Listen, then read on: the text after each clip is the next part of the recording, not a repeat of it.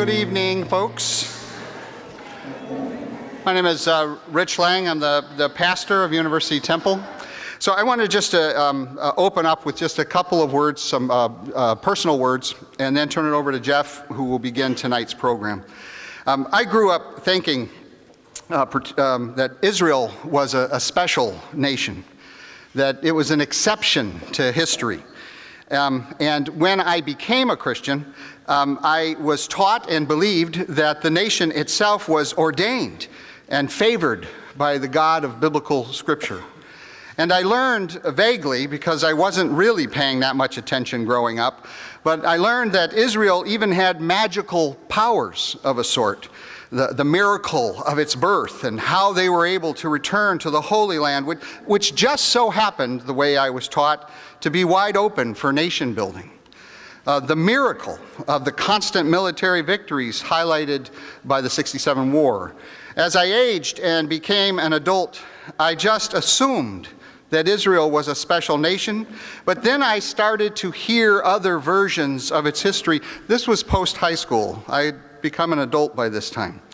The history behind its miraculous birth and its stunning military victories. I began to hear from Christian voices in the Holy Land, voices that I didn't even know existed. These Christian voices led me to hear Palestinian Muslim voices. And then one by one, I began to actually meet people who had been to the West Bank and to Gaza. And the stories of what they experienced contradicted what I had been taught. And so I went back, rooted as I am in the Judeo-Christian tradition, I went back and began to reread the Hebrew Scriptures and to pay a bit more attention to God's promises of the land, particularly the conditions of those promises. And I began to speak up and to speak out just a little bit, just enough to get my head bitten off in an avalanche of passionate fury by other Christians and the few Jewish contacts I had. I was pretty cocooned in a white Protestant culture. And then I began to meet actual Palestinian people. And it is certainly a dangerous thing to go beyond one's cocoon. The world is often not what you once thought it was. There always seems to be layers and layers of a story. We often find ourselves not fully knowing the whole truth, yet we still must choose some truth that will guide us to an ethical, humane life of political compassion. Years went on. I read and learned more. My own tiny voice of opposition to Israel's treatment of the Palestinian people became more consistent, and I realized every time a criticism of Israel went forth, there would be opposition. I began to admire the discipline required to be constantly alert to potential threats, and I began to take an awed notice of how effective the defense of Israel was in our political, religious, and media institutions. I began to see anew how effective the story of Israel's specialness had become in our culture. And I began to see how easy it was to be cowed by conflict, to be silenced because one didn't know the whole truth, but nevertheless knew enough truth to know that the treatment of the Palestinian people was morally, ethically wrong. As a side note, this identical learning curve about Israel-Palestine also awakened me to America's original sin of our own planned genocide of our own indigenous natives, as well as their history of long oppression and cultural disintegration. As Americans, I think we would do well to connect those dots. I want to invite you into an evening of deep political, ethical, moral education and civic conversation. The matter before us matters. It's not only about Israel and Palestine. I think it's about us as Americans and how we treat each other and how we deal with our own history. So personally, I'm really glad that you are here and this distinguished group of folks are here with us. Thanks for coming.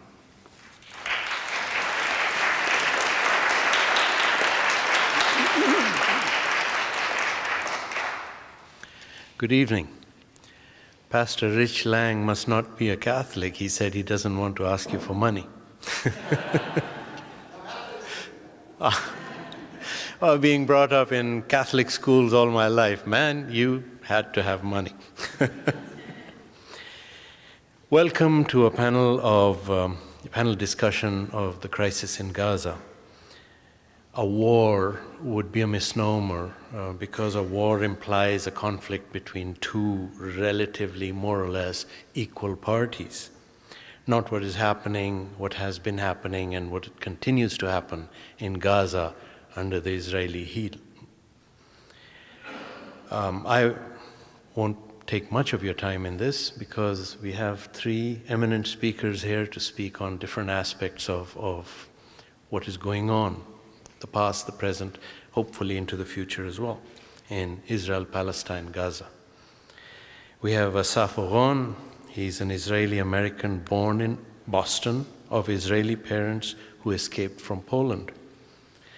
Assaf is an anti-occupation blogger focusing on human rights, on dismantling the occupation, and he hopes on changing the Israeli government's attitudes towards Palestinians. He has a PhD in statistics from our own University of Washington. His last place of Israeli residence was not far from the Gaza border in southwestern Israel. He now lives in Seattle with his wife and 3 children, all boys. He writes in Jewish Voice for Peace. He helps maintain the website for the Villages group. We have Naseem Tuffaha, born in Boston of Palestinian parents who lived for centuries in Ramallah, but they're not permitted to continue living there anymore. Nasim has been involved in human rights activism. He has most recently worked in Jordan, the West Bank, and Gaza in his field of information technology. He graduated from Harvard in economics. Nasim now lives on the east side with his wife and 3 children, all girls. The parallels are interesting. Richard Silverstein, born in the Hudson River Valley. He's been interested in Israeli-Palestinian affairs since 1967. He has worked all his adult life trying to promote dialogues, mutual recognition between 2 parties, meaning Israel and Palestine. Richard is best known for his blog Tikkun Olam. You should read it if you haven't. It was one of the early liberal Jewish blogs dedicated to exposing his is dedicated to exposing the excesses of the Israeli state and seeking to protect, as he says, what is left of democracy there. He has featured as far away as Al Jazeera and TVs in Israel. He has been published in most well-known newspapers in the country. Richard attended Jewish Theological Seminary, graduated from Columbia University, got a master's from UCLA, and part of, UC Berkeley. Yes, UCLA, right, I'm sorry. And part of a PhD from UC Berkeley. He now lives in Seattle with his wife and 2 children, both boys. I will ask Assaf Oron to start, and we will follow it up with Nasim. Okay. Thank you for inviting me, Richard, and for organizing this, and thank you for showing up, a very respectable crowd. Anyone's familiar with the Israel-Palestine talks, and unless it's somebody directly from there, we don't see that many people. So thank you for tuning in. So as the Reverend said, there's complexities, and there are, but many times the complexities are used to distract or deny that there's also universal and very simple and very well-known dynamics and processes at play. So I will start with my own personal connection to the region surrounding Gaza and to the Gaza Strip. My wife's father arrived in 1956 in a then brand new but already failing farming community called Shachar, which is about 17 kilometers from the Gaza Strip in southwest Israel. He was asked to go there by the government, or invited by the government to help revive that as a promising young farmer. He was 21. He was a recent immigrant from Kerala, India, where his family never really dealt with farming. But they arrived in Israel, the entire community almost, out of a pure ideology and a feeling that when the Jewish state was set up, it was as if the latter days have arrived and the Jews are supposed to come back. They were not persecuted in India, and they came really out of love. And 2 years later, he got married to the love of his life, my mother-in-law, in the same place. And I got into the picture 32 years after that, when I met the love of my life, and I came to visit her at her parents' place. And just like with their daughter, I fell with them in love at first sight. Hardworking people, very honest, very, very wise, modest. And I'm pretty sure when they got allotted that small piece of land in southwest Israel, they were not quite aware, or even they were aware, they were told it was totally all right. What's the recent history of that piece of land? That part of Israel was actually, in the 1948 war, the last undecided piece of territory known as the Fallujah Pocket. It's where the invading army of Egypt, part of it got trapped and surrounded by the Israeli forces, but it was too strong to be overcome.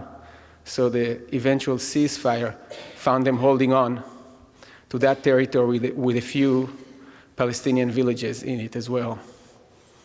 And one of the officers there was Gamal Abdul Nasser, who later became, as you know, the leader of Egypt.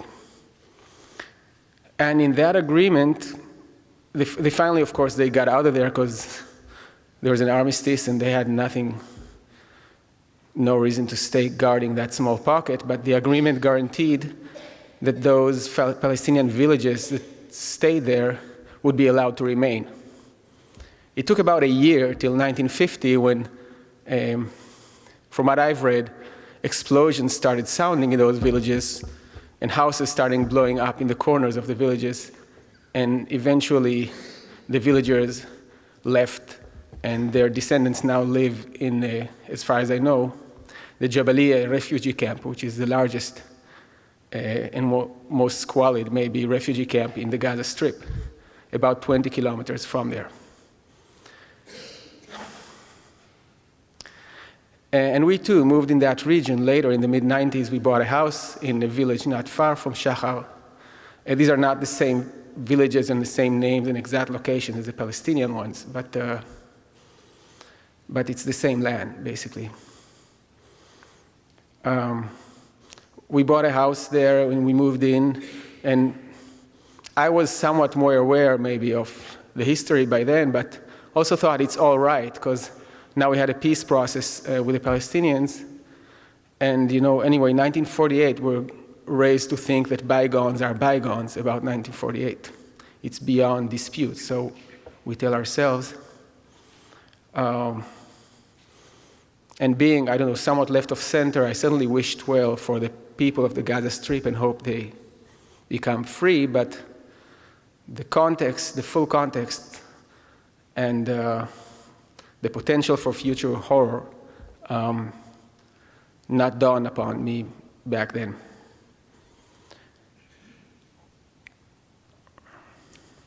I myself have been to Gaza several times. I think maybe once as a child passing through, going to Sinai. But all the times I've been there as adult were as a soldier, wearing uniform, and once visiting my brother who was a soldier there, and that's all. And that is quite typical of Israeli experience. Gaza, far more than the West Bank even, was always guarded behind fences and heavily policed. even when the West Bank was considered docile. So in a way, the current situation reflects the attitude and treatment of Gaza ever since Israel took over these territories in 1967.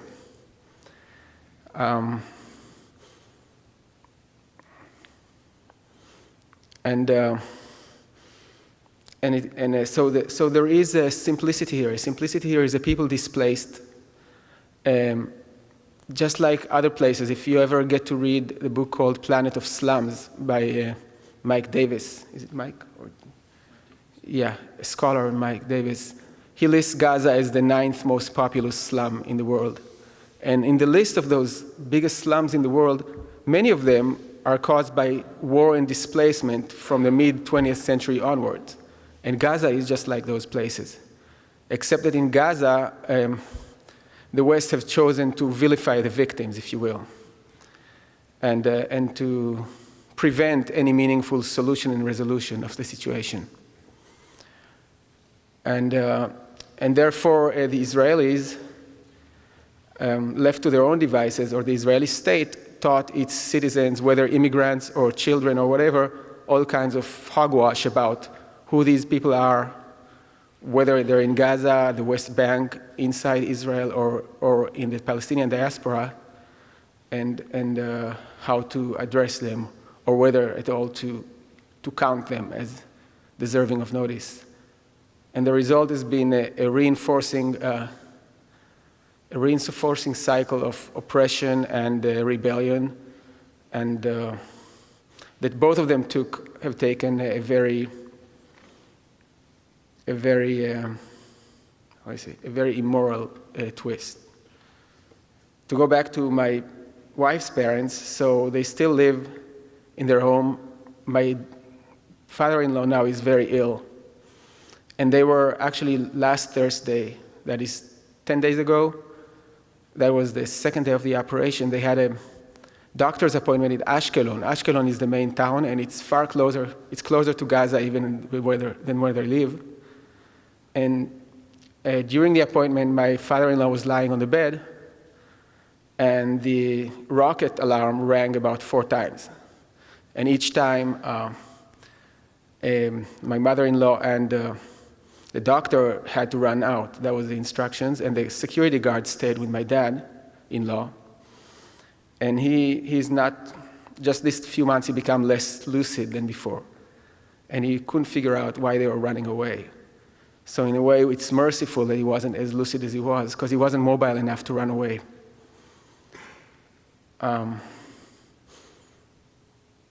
So we've reached this situation in the last 5-10 years that the people living around Gaza are traumatized. It used to be a quieter area because the troubles in Gaza were kept to Gaza.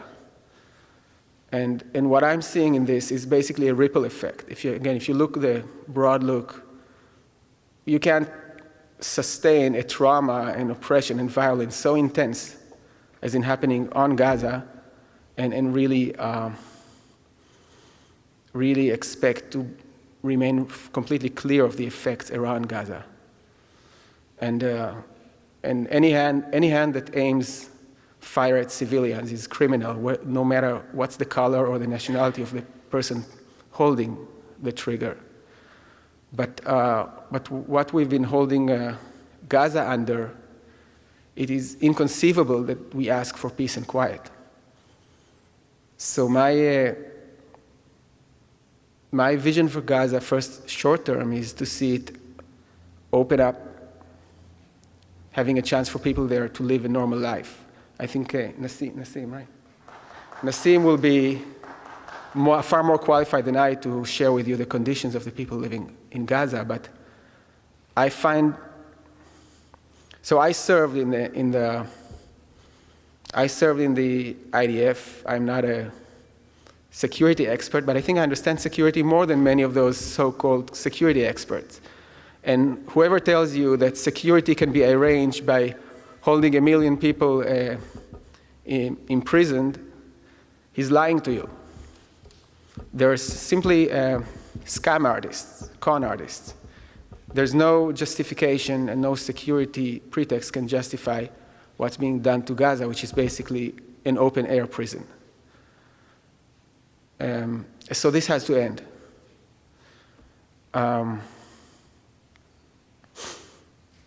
And I hope with the immense backfire, really, that this operation has been for Israel's government, that we might be a few steps closer to that.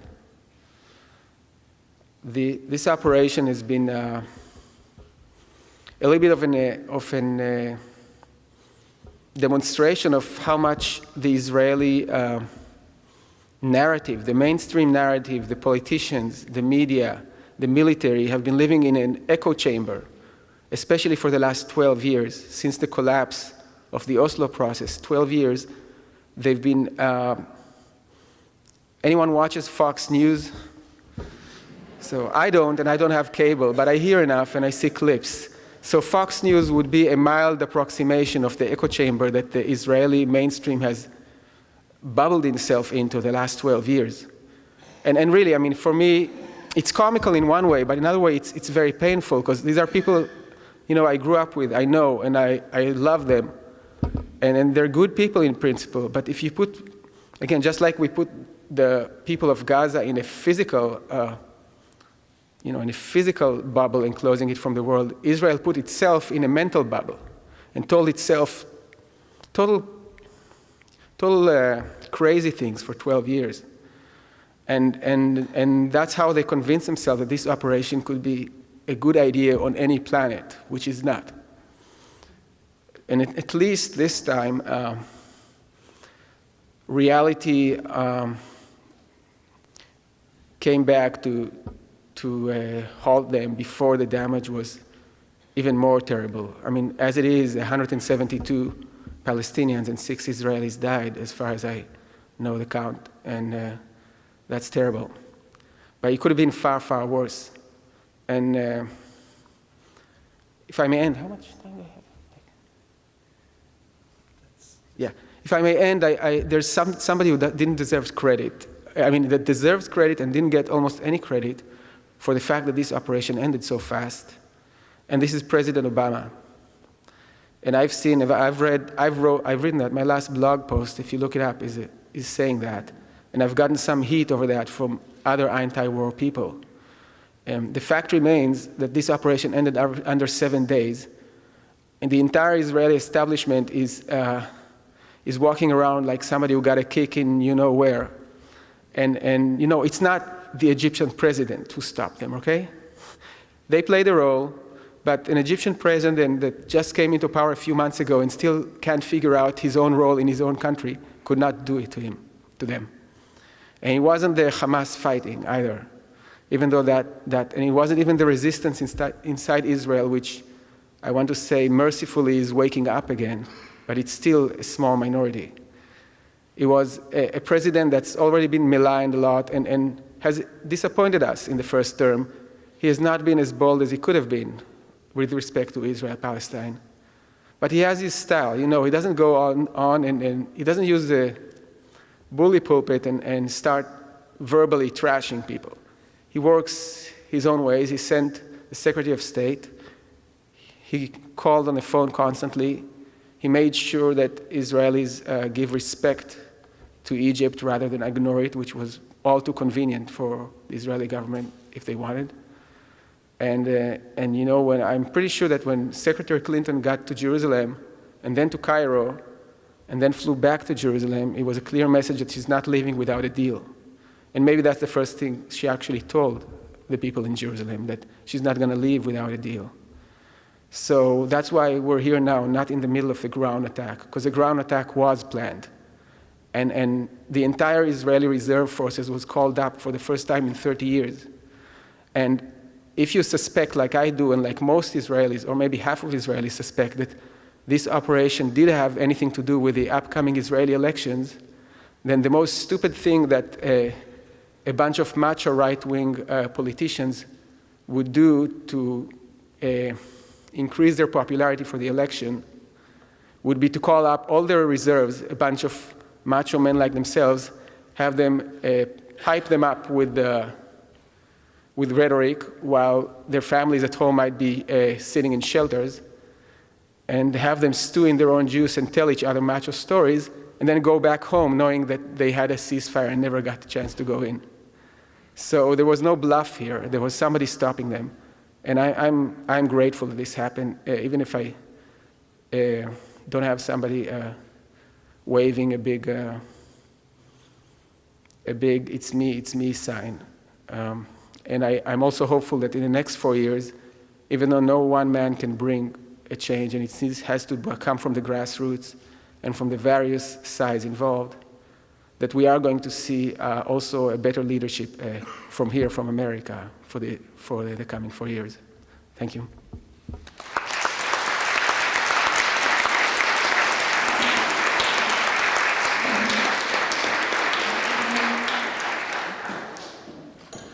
Good evening. Thank you for joining this important discussion. I'd like to start by just giving you one example of a young person that I've come to know in Gaza.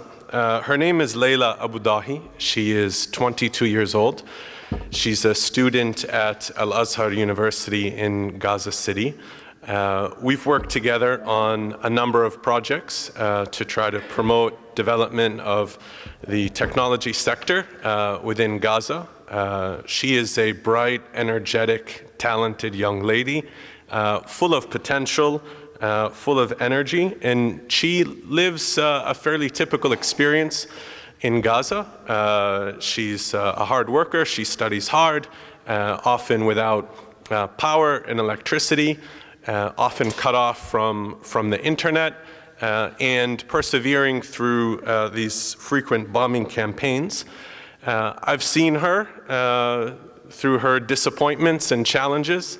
She had applied to a number of internships in Cairo and was approved, but then wasn't able to travel.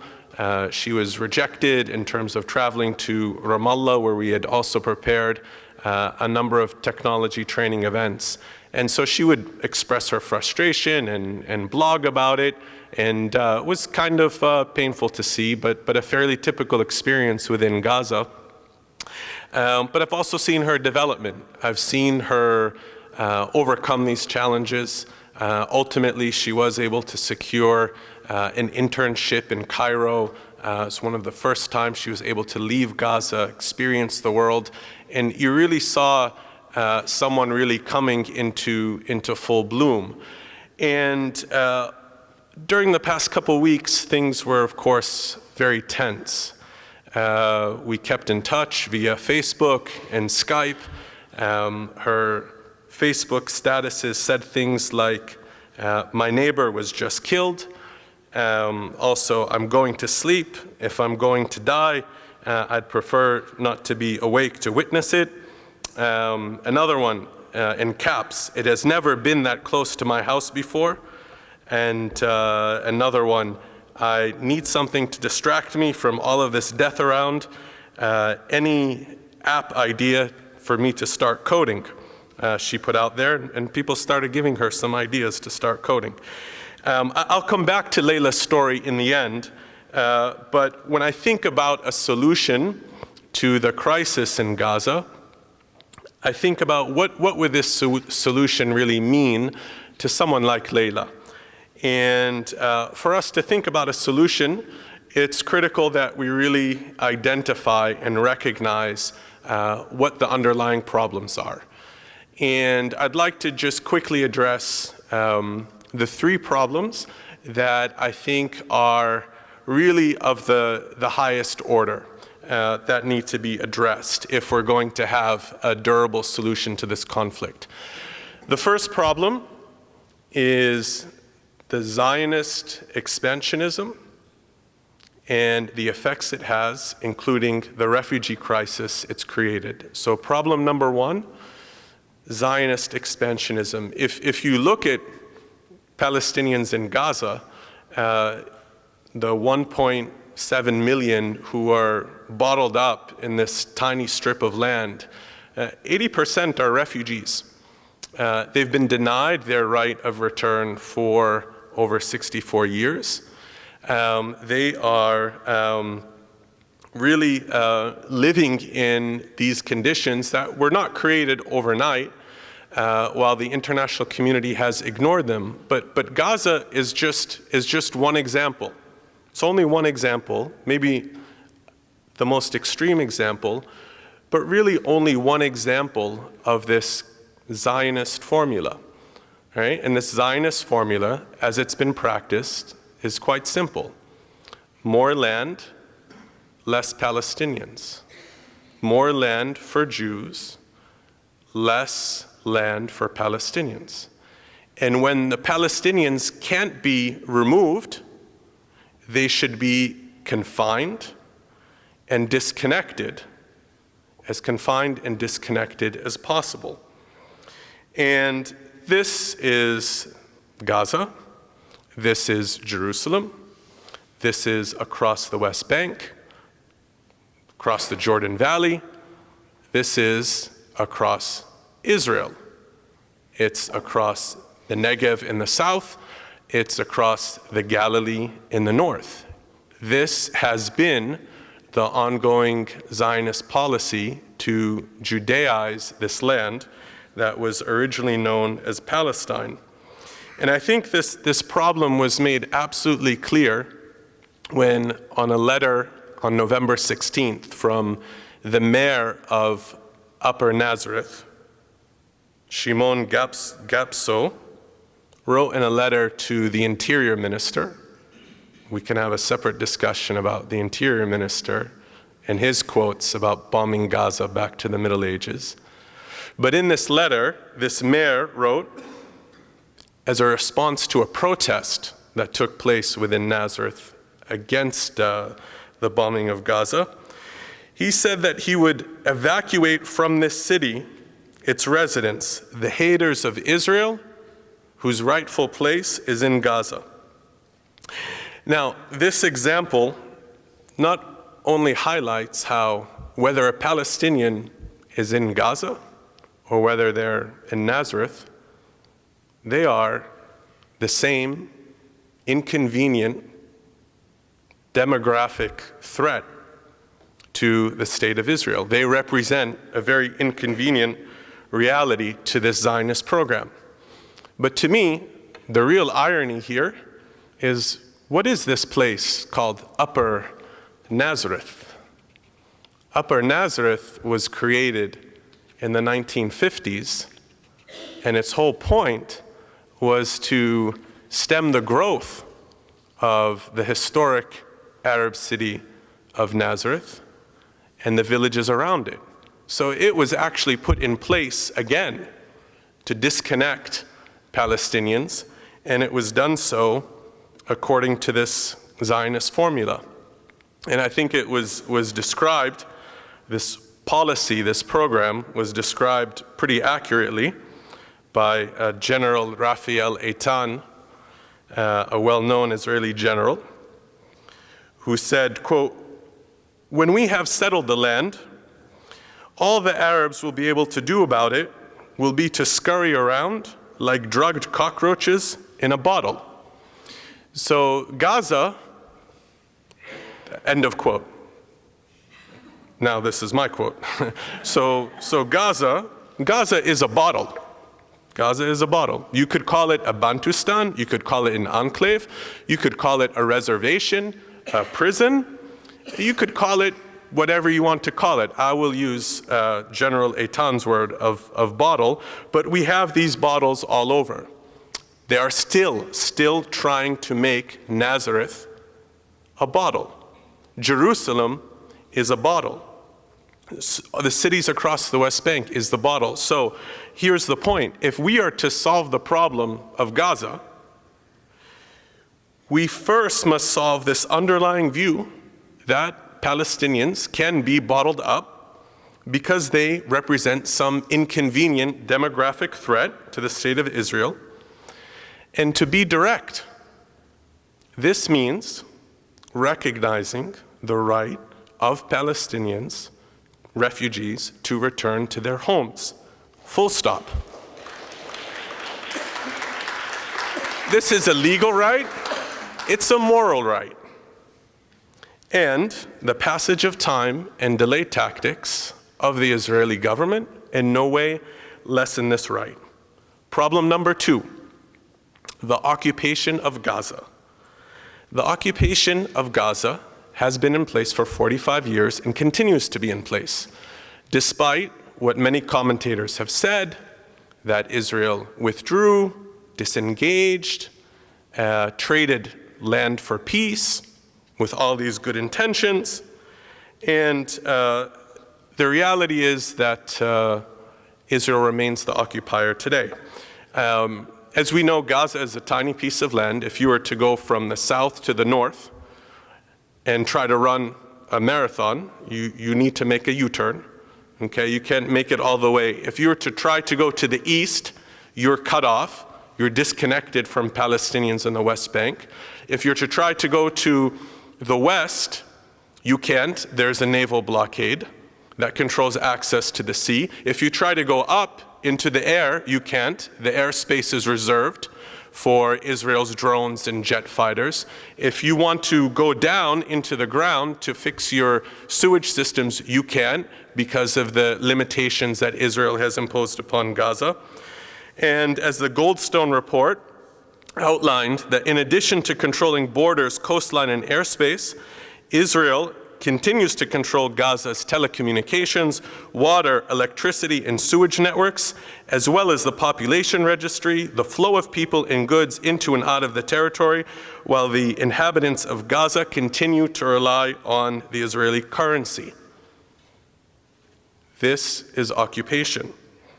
And on top of this occupation, as we know, there's been an even more devastating siege for the past 6 years. I don't know how many people have heard about this Red Lines document, okay? A Red Lines document prepared, it's right here in full view, all of these charts and so on, which detail the calorie consumption of Palestinians in Gaza. And what it did was calculate, I'll take you through the calculations, that Palestinians in Gaza would need an average of 2,279 calories to avoid malnutrition. And if Israel were supplying all of Gaza's food, that would be 170.4 truckloads a day. But these planners then deducted 68.6 truckloads to account for the food that could be produced locally, and then deducted 13 truckloads to adjust for, quote, the culture and experience of Gazans' food, so as to be different than a typical Israeli's consumption. And then other counterbalancing calculations led by the coordinator of government activities in the territories. Clearly, they still view Gaza as part of the territories. To conclude, Gaza needed 106 truckloads a day. And in the period between 2007 and 2010, Israel allowed an average of 67 trucks a day. So, if you can calculate people's calories down to the individual calorie, you are an occupier, as well as a pretty sick mind. Now, this is not new. This occupation tightened in the first Intifada. Gaza was enclosed in '95. There have been closure policies throughout much of Gaza's history. So, what is the point of this? Number one, let's realize that this crisis is tied to Israel's 45-year occupation.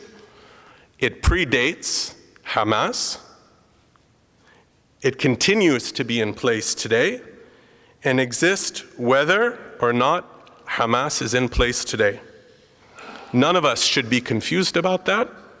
And if we look at the Palestinian Authority in the West Bank, led by Mahmoud Abbas, he's given Israel just about everything it's asked for, and its occupation continues, and settlement construction continues at a feverish pace.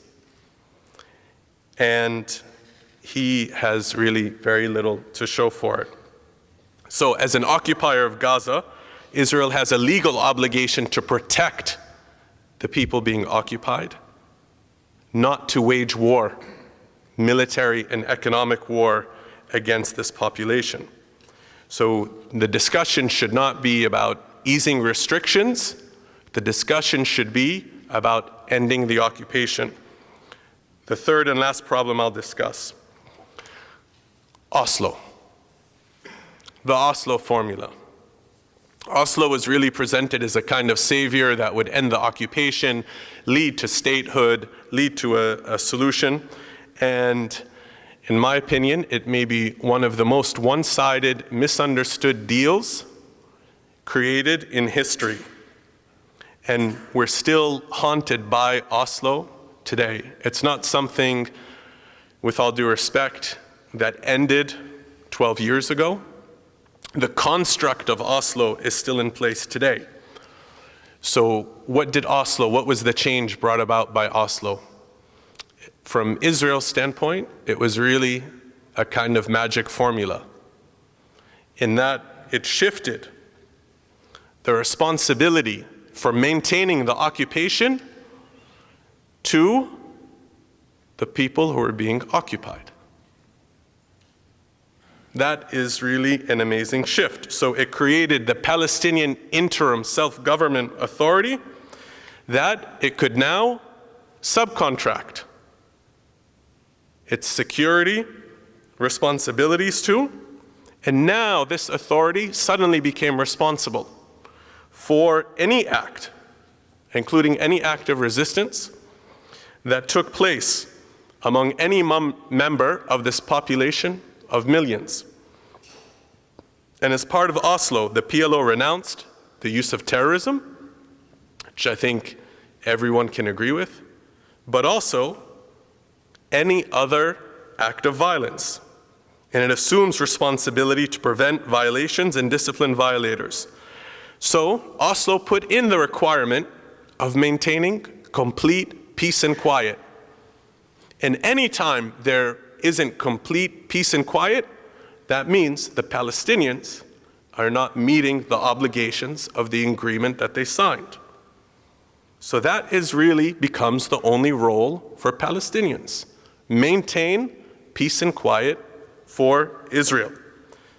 And what can Palestinians do in that scenario? Well, they can bring issues to the negotiating table. And Israel can say yes, or Israel can say no. And I think we know that quite often Israel said no.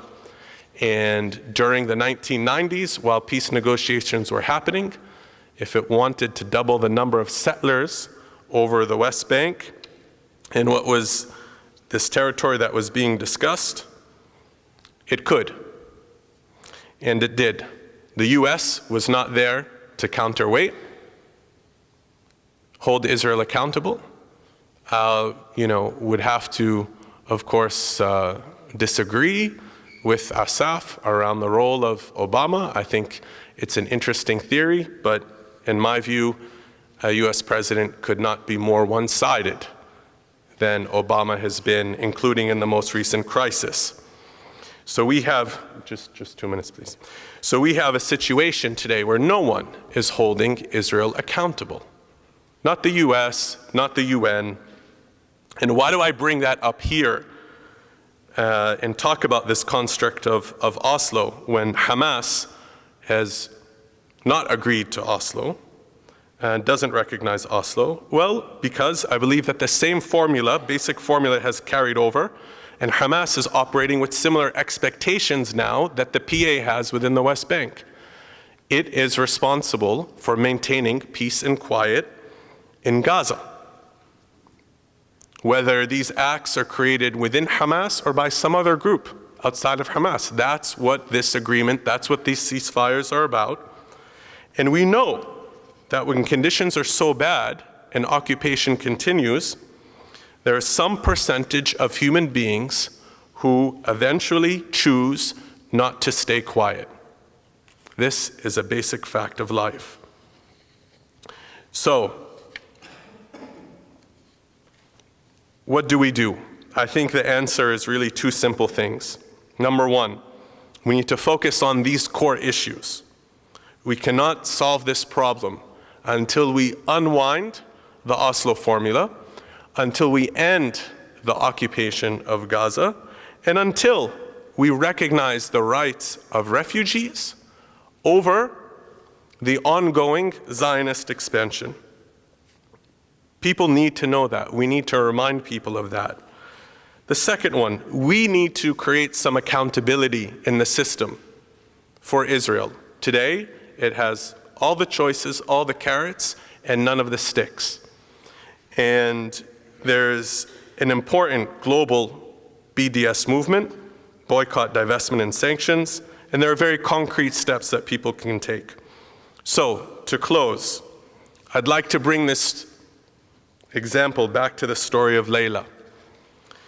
And while she was born in Rafah city, she does not consider Rafah to be her home. To Layla, her home is Ramla, currently in Israel. She's never been there. Her grandmother fled when she was a 13-year-old girl on a hot day in July of 1948. This 13-year-old girl was baking bread. She heard screams that the Zionist forces were attacking, and despite her hurry to escape, she took the baking supplies with her, as she believed this was only going to be a momentary thing. And this refugee grandmother now tells a story of starting to bake bread in one country and finishing breaking bread in another country that she's remained in. Now, her granddaughter Layla not only deserves to live without the threat of bombs, but she deserves the right to reach her full potential. She deserves the right to return to the place she considers home, as much as any young Israeli does. And personally, I don't think we should be bound to the construct of Oslo that was architected by the late Prime Minister Rabin, who is a hero to many on the Israeli left, because as we know, it's Rabin himself who architected many terrible things in his life, including the expulsion of Layla's grandmother and 60,000 other unarmed civilians in Ramla and Lidda when he was a lieutenant colonel in 1948 and signed the expulsion order. Lastly, the late Edward Said wrote in 2001, "The weapons the weak and stateless cannot ever give up are its principles and its people. To unendingly defend the high moral ground, to keep telling the truth and reminding the world of the full historical picture, to hold on to the lawful right of resistance and restitution, to mobilize people everywhere, and to depend neither on the media nor the Israelis, but on oneself to tell the truth. When will we as a people assume responsibility for what, after all, is ours, and stop relying on leaders who no longer have any idea what they are doing?" It is this spirit that expresses my humble intention of being with you here this evening. Thank you very much.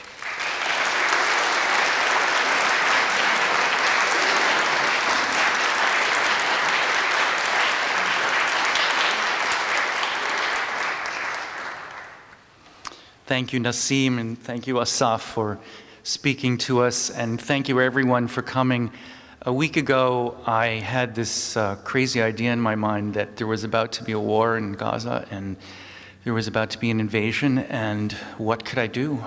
I didn't want to sit there folding my hands in my lap and saying there's nothing that I could do other than sit back and watch this disaster unfold. And I started calling some friends locally, some activists locally, and said, if I tried to organize this program, do you think it would be a worthy idea? Would you support it? And almost everyone said yes.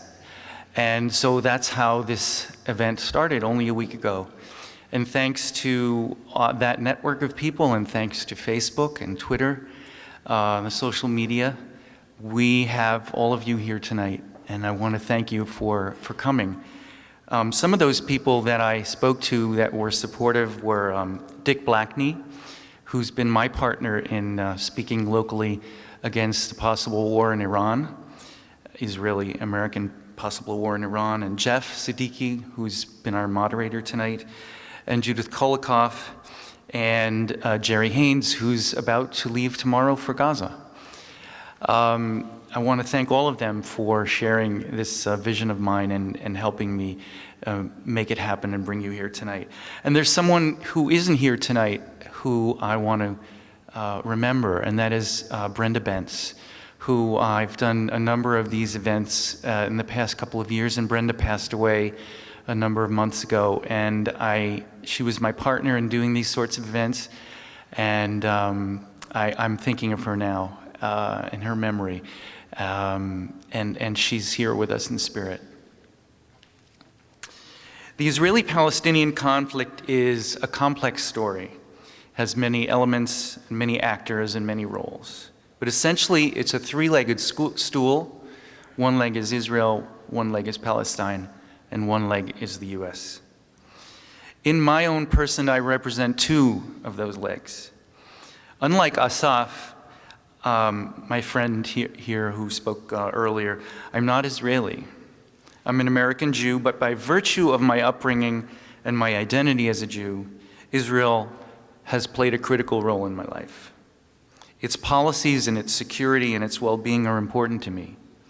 It's why I write the blog that I've written for the last 9 years, every day, turning out material that tries to build support for peace and justice in that region. Since I was a teenager, as Jeff said, I've devoted a major part of my life to envisioning an Israel that was peaceful, democratic, and tolerant.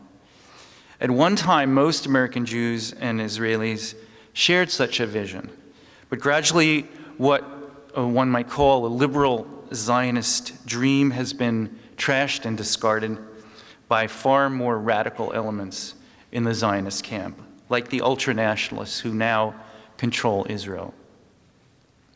Unlike Israel's current leaders, I believe the fate of Israeli Jews and Palestinians are inextricably intertwined. What harms one harms both. There's no way one can succeed and triumph unless the other does. If one fails, the other will fail. In short, they must live together or die together. There are many reasons why I do what I do and write what I write.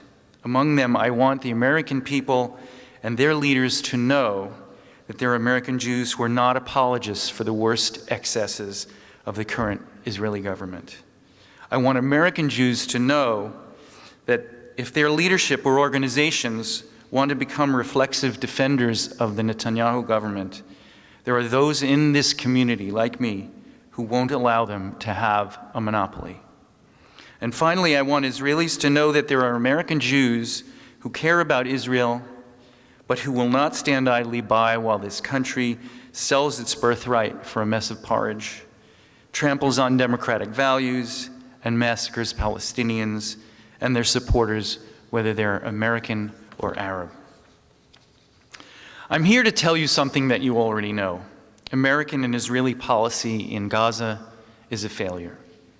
Every argument offered by President Obama or Prime Minister Netanyahu to justify the siege and the recurring series of wars and assaults fails on its face. Some of you may have seen Yusuf Munayer's op-ed in the New York Times yesterday, in which he offered the same analysis, and I was very pleased to see the pages of that august establishment media outlet open itself to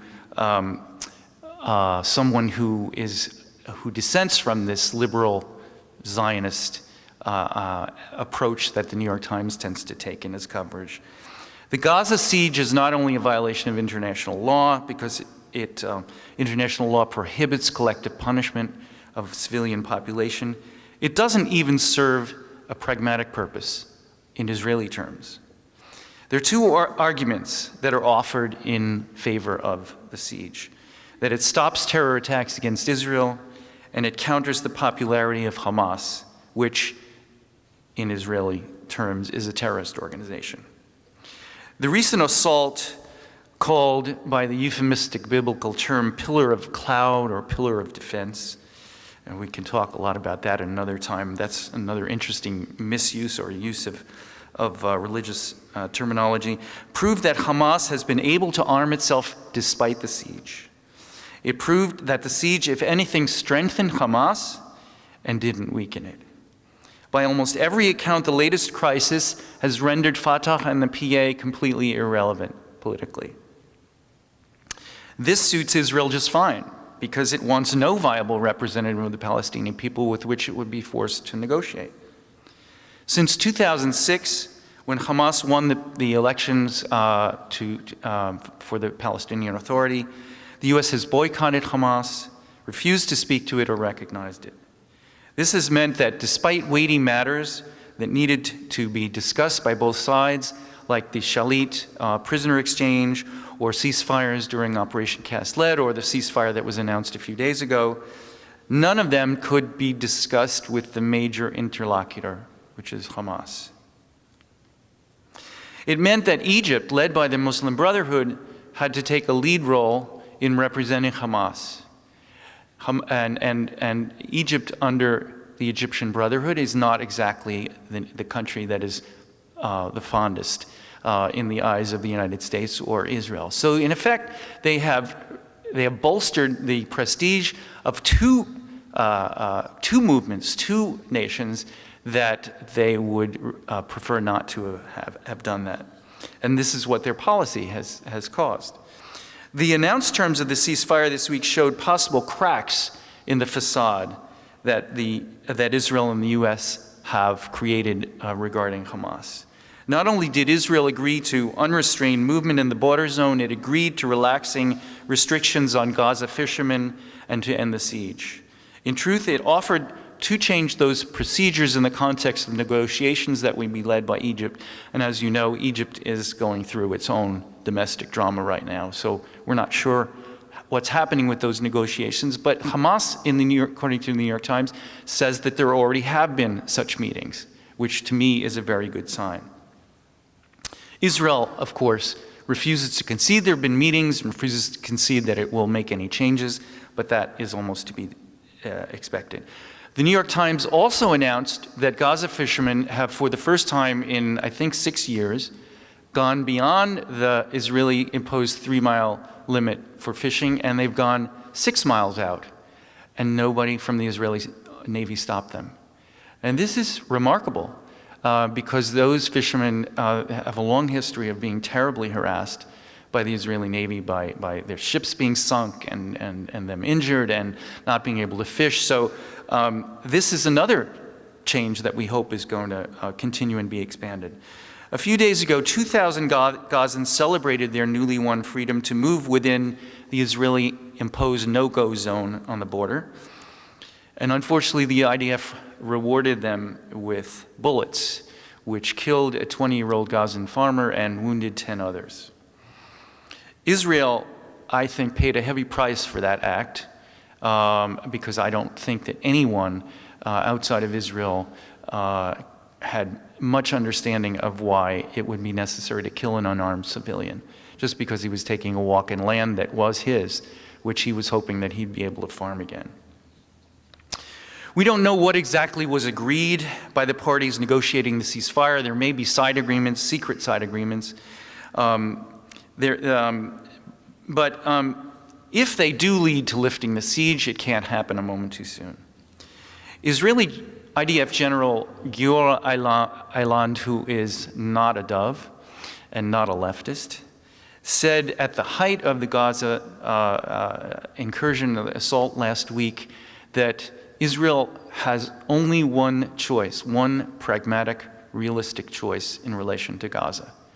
It has to recognize Hamas, it has to end the siege, and it has to demand that Hamas be accountable for things that happen in Gaza. In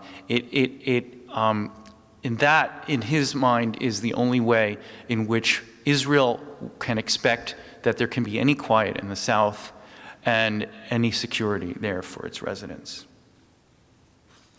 This is unfortunately exactly the kind of pragmatism that is treated with a resounding dud by policymakers in Washington or in Tel Aviv. And I'm sorry to say that President Obama, I think, is among them. He failed to compel Israel to respect a settlement freeze in the beginning of his term, and ever since then he's been AWOL on this issue.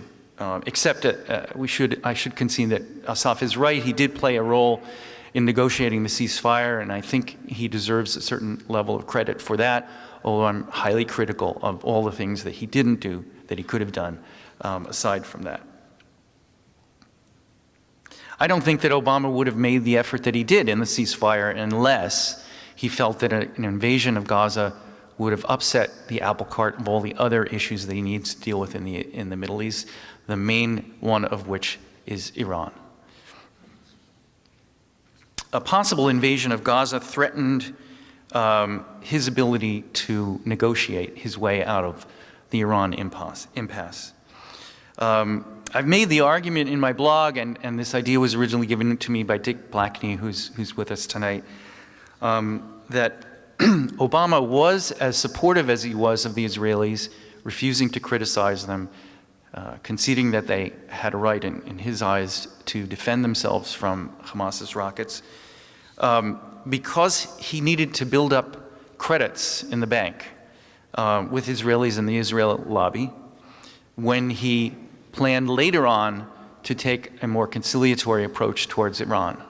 Now, I don't know whether that is actually going to happen. I don't know what will happen with Iran, but my sense is that he wants to take a position that is very much opposed to the Israeli position at the right moment of negotiations with the Iranians. I have to concede that it's a losing proposition to bet that Barack Obama, who I call the Democratic Kissinger, would put forward a principled, far-sighted proposal that would resolve all the differences with Iran. But I think we can expect that he might be able to put forward some proposals that would be pragmatic and would lessen tension and would end the chance that Israel or anyone will go to war against Iran. Which, just as a few days ago there was a real possibility of there being a war in Gaza, I still think there is a real possibility of there being a war against Iran. Even a scaled-down U.S. agenda like the one that I'm talking about will anger the Likud and anger Israel's supporters in Congress. And that may be why Obama kept his powder dry relating to Gaza, and he appeared to back the IDF. There are those who argue in Israel and elsewhere that the Gaza assault was a test run for an Israeli attack on Iran. An article in the New York Times honestly compared Israel's attack on Gaza to what happened in the Spanish Civil War, in which Nazi Germany provided the weapons for Franco to fight and win the war there. And that, in a sense, was a dress rehearsal for World War II. The brilliant Iranian graphic artist Mana Neyastani drew a cartoon image of Bibi in the air, and he had in his hand that crazy exploding cannonball that he showed during his UN General Assembly speech that was supposed to represent the Iranian nuclear bomb. And in this cartoon, Bibi's body dissolves, and the bottom of his body dissolves into the shape of bombs being dropped on Gaza. So in that sense, he's managed to integrate visually this whole notion of Gaza, Iran, united together, the fate maybe united together. I hope that's not the case, but it's a very compelling visual image. I'm afraid, my friends, that we have to wage this war for peace on two fronts, one in Gaza and another in Iran. It makes it very hard for us because no sooner do we stop one bit of mayhem than we have to turn and face the prospect of another. But I'm confident that in the long run, history bends in an arc toward the just and not the powerful. We've only faced the Gaza siege for 6 years, only in quotes. The Israeli occupation for 45 years, the Nakba for 64 years. No one thought the Berlin Wall would fall or that the Soviet Union would implode. No one thought peace would come to Northern Ireland, that Kosovo would become independent, that the siege of Sarajevo would end. In 1954, no African American would have ever dreamed of voting, running for office, or becoming president, as happened in 2008. Who would have thought a year ago that Aung San Suu Kyi would be a Nobel laureate and that she would welcome Barack Obama to Burma in the first visit by a US president? We have to be optimists despite the immense suffering that Gaza has endured. Injustice can't continue forever. There's a scientific principle that given a choice between a simple and a complicated proof of a problem, the simpler answer is always right. This is also true in politics. A status quo that is contorted into moral knots cannot survive. Eventually, it will collapse under the weight of its own inconsistency and lies. Simple, basic truths and realities will win. Eventually, there will be justice, there will be Palestine, Hamas will be recognized, the siege will end, not because Israel will want it, but because common sense and pragmatism will force the world to understand it must be this way. The alternative is endless war, bodies stacked like cordwood, and a barren, desolate Middle East which drags the rest of the world into the maelstrom. No one wants that. Thanks a lot.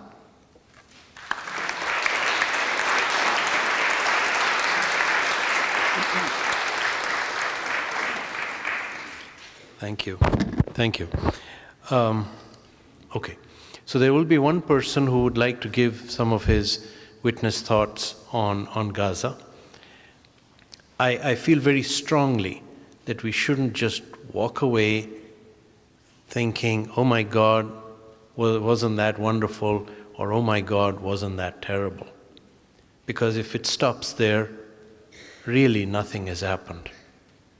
What we need to do is take the passion that we may have stirred up in a discussion like this and take it to the people who make the decisions that make meetings like this forced. Take it to your representative in the House of Representatives, take it to your senator. Make a phone call, not just an email, please. Make a phone call and say, I'm a constituent, this is my name, and by God, I'm mad that you're keeping your mouth shut. I want you to stand for what is right for once rather than for your career. If they receive 100 such phone calls, I guarantee you they'll start listening. But if they don't get your phone call, then you know why we are going to be facing a repeat of this again. So I'd like to invite Abdul Qadir Hakim Bashir. Is he here? I mean Abdul Hadi. I'm sorry, yes. Please.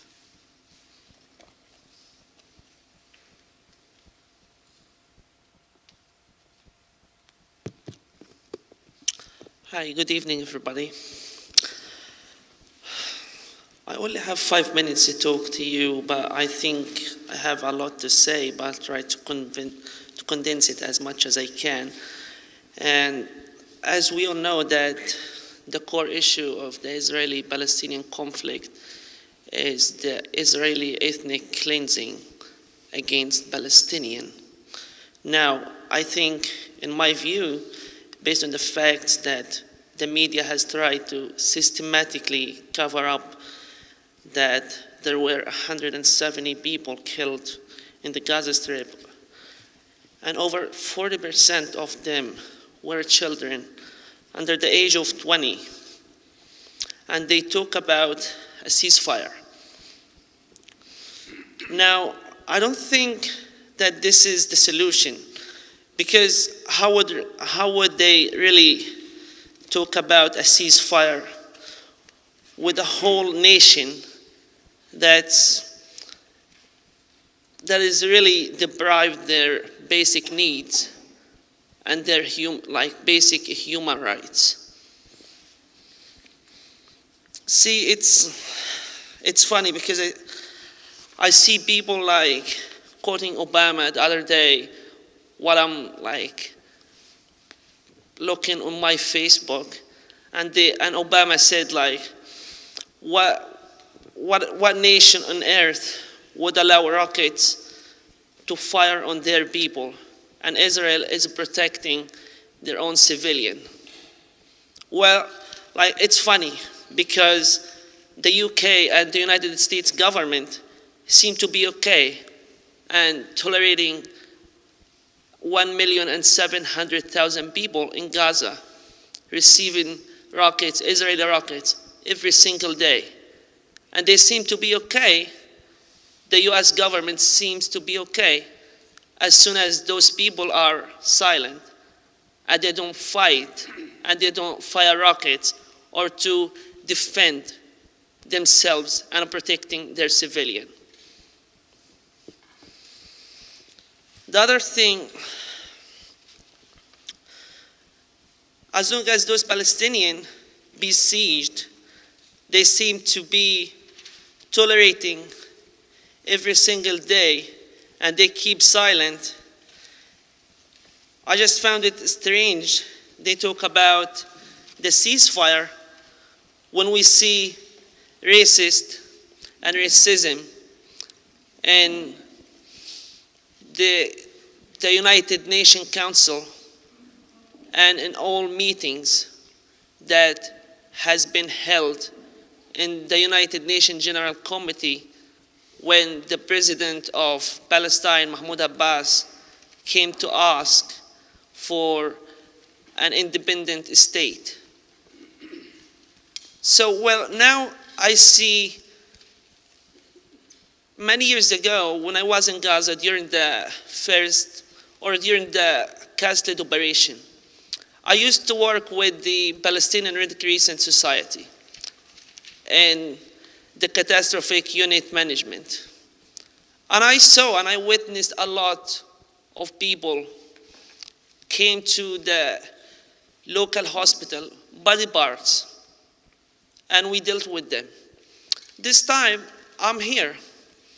And first couple days, I was thinking, what can I do to help my people back there?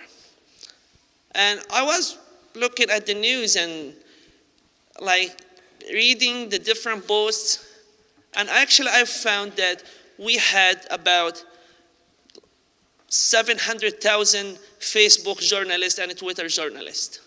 Everybody become all of a sudden a journalist, quoting, posting, and I'm totally not against this.